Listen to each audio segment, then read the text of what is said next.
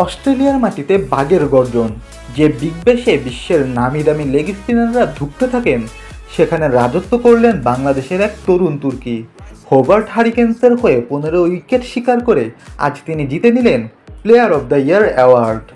রিশাদ হোসেন বাংলাদেশের এক ছোট্ট গ্রাম থেকে এসে আজ গোটা বিগ ব্যাশকে কাঁপিয়ে দিলেন। এবারের মৌসুমে হোবার্ট হারিকেন্সের সর্বোচ্চ উইকেট শিকারী ছিলেন রিশাদ। পুরো টুর্নামেন্টে 15 উইকেট শিকারের পাশাপাশি তার ইকোনমি রেট ছিল মাত্র 7.82, যা টি-20 ক্রিকেটে অবিশ্বাস্য। বড় বড় অস্ট্রেলিয়ান ব্যাটাররা তার ঘূর্ণিতে কুপকাত হয়েছেন। রিশাদের এই অর্জন শুধু তার একার নয়, বরং পুরো বাংলাদেশের ক্রিকেটের জন্য এক অনন্য সম্মান। লেগ স্পিনারদের আকালের দেশে রিশাদ এখন এক উজ্জ্বল ধ্রুবতারা। বিগ ব্যাশে যাওয়ার আগে অনেকেই তাকে নিয়ে সন্দেহ প্রকাশ করেছিলেন।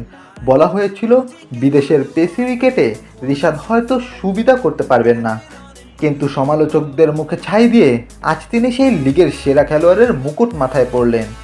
আইপিএলের দলগুলোও কি এখন আফসোস করছে?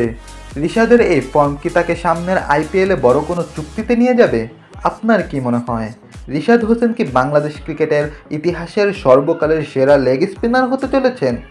তার এই অর্জনে আপনি কতটা খুশি? কমেন্টে আপনার মতামত জানান।